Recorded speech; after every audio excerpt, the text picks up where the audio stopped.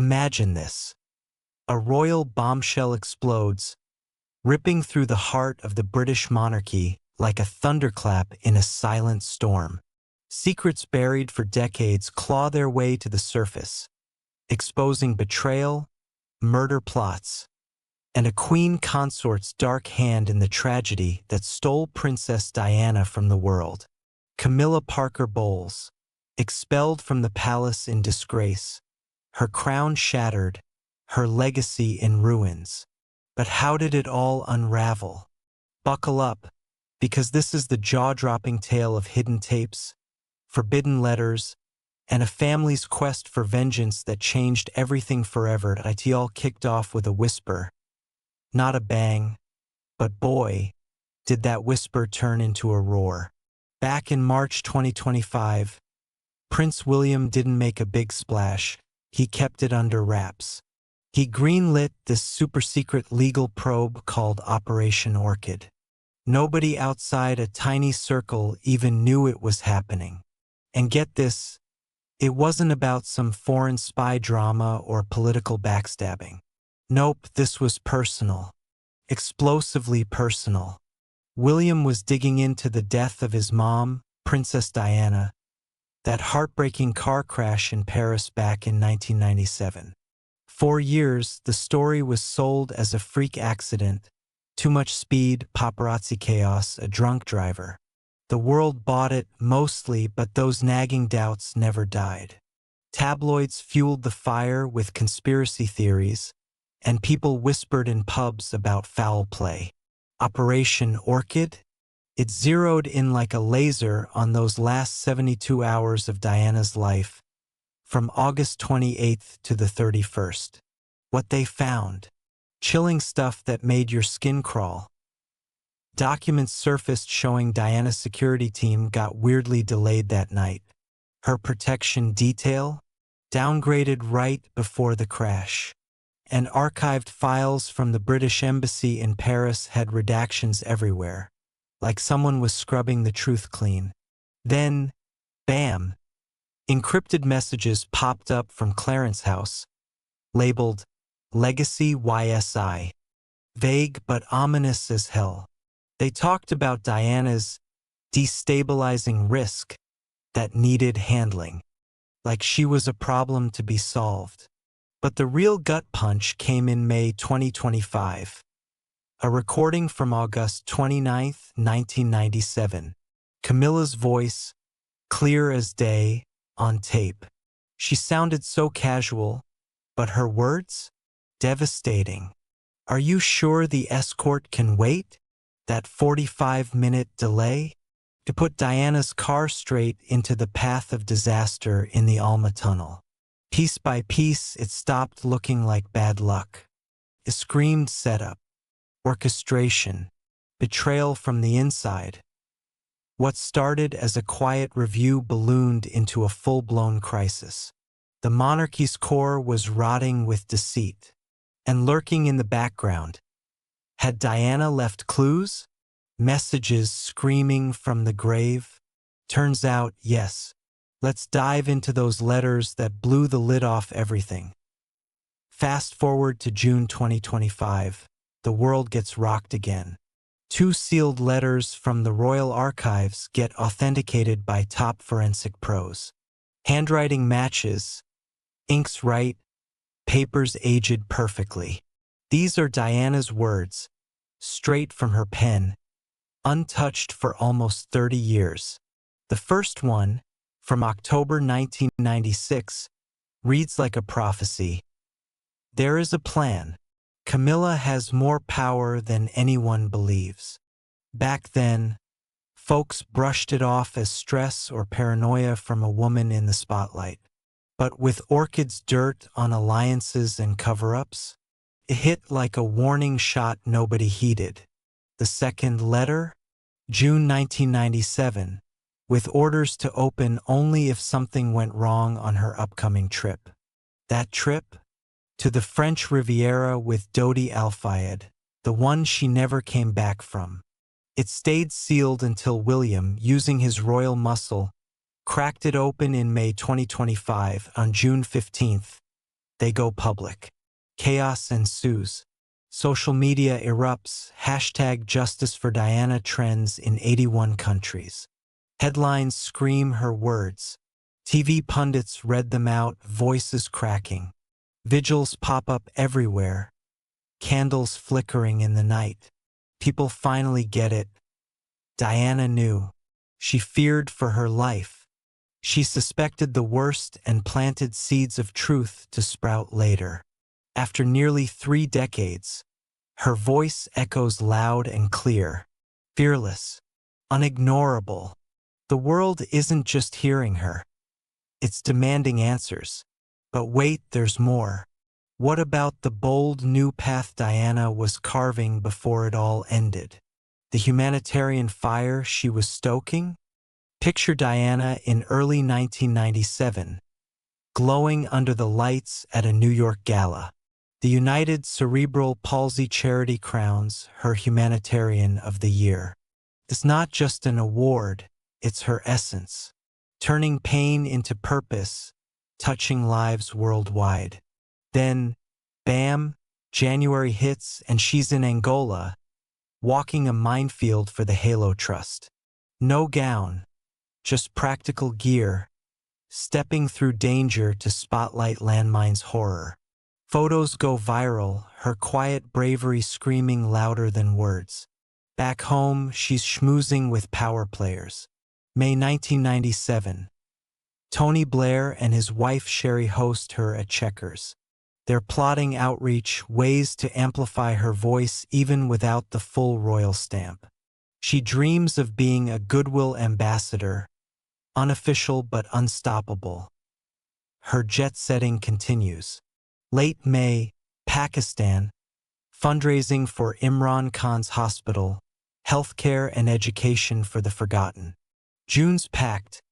Royal Albert Hall for Swan Lake, mingling with dancers. Then the White House with Hillary Clinton.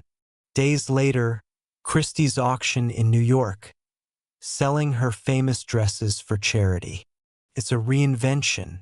Vanity Fair's July cover screams, Diana Reborn. Gianni Versace nails it. There's a kind of serenity. She has found herself. It's her peak, purposeful, hopeful, free. But how much got snuffed out by jealousy and schemes? The truth about her death, will it stay buried or explode fully?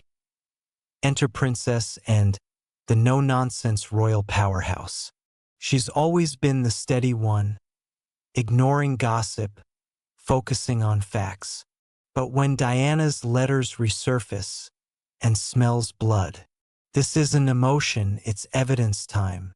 She skips palace insiders, taps Edward Septimus, a retired auditor who's a wizard at sniffing out hidden cash trails. They hunt financial ghosts from 1997. Jackpot.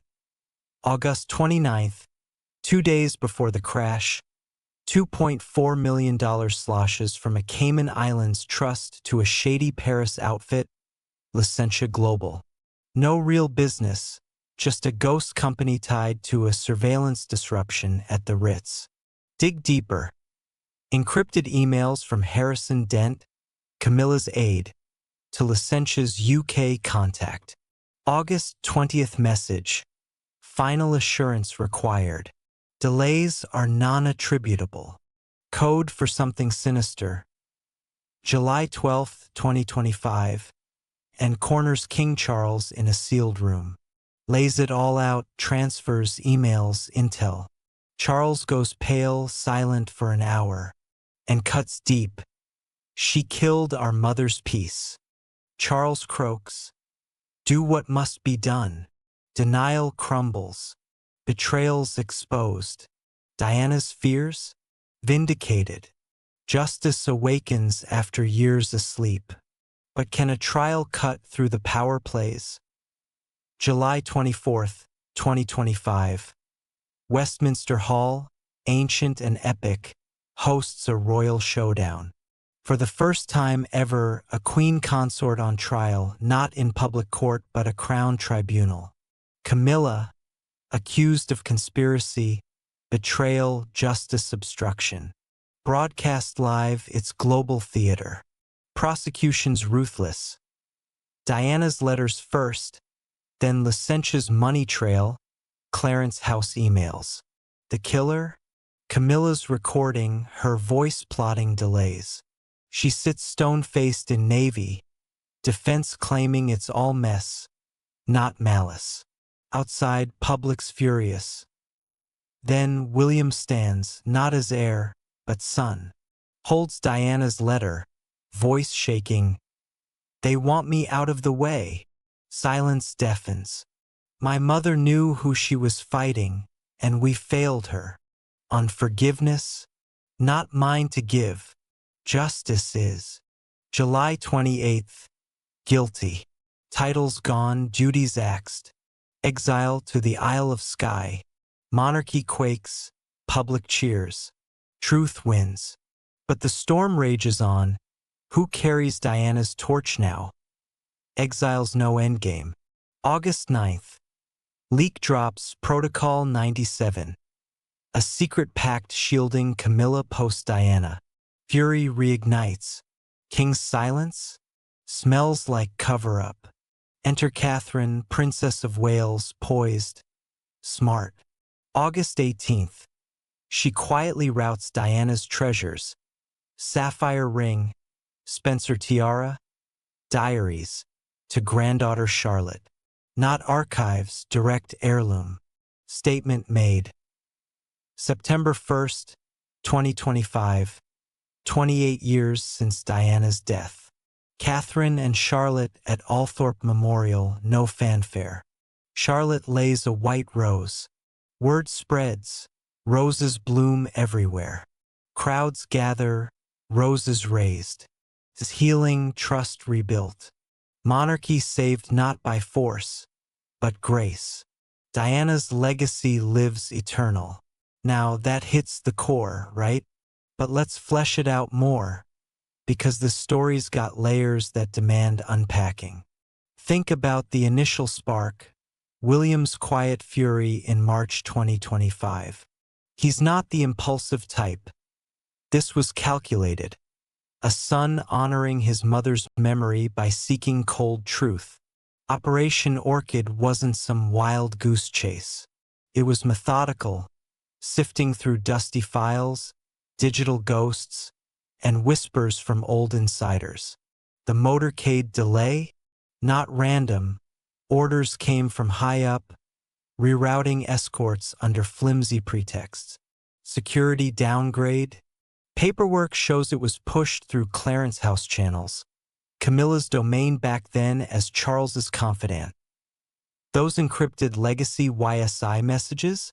YSI may be your secret inheritance or something coded, but they painted Diana as a threat to stability. Handling her? Eerie. And Camilla's tape. Imagine hearing that voice, so composed, sealing a fate. It's the stuff of nightmares. Turning accident into assassination, Diana's letters? Heart-wrenching. The 1996 one details suspicions of plots, naming Camilla's influence. 1997's? A contingency plan listing contacts, fears of sabotage. Public release? It unified a divided world. Protests, petitions, even calls for monarchy reform. Vigils weren't just mournful. They were angry, demanding accountability. Diana's 1997 rebirth? Inspiring. Angola minefield walk? She risked it all to ban landmines, leading to global treaties. Blair meetings? Plotting anti-poverty pushes. Pakistan trip? Raised millions for hospitals. White House? Bonding with Hillary over women's rights. Auction? Donated proceeds to AIDS charities. Versace's words capture her glow? Serene. Empowered. Ends probe? Masterclass in tenacity. Septimus uncovered Licentia's ties to private security firms specializing in disruptions. Emails? Dense fingerprints everywhere. linking to Camilla's approvals.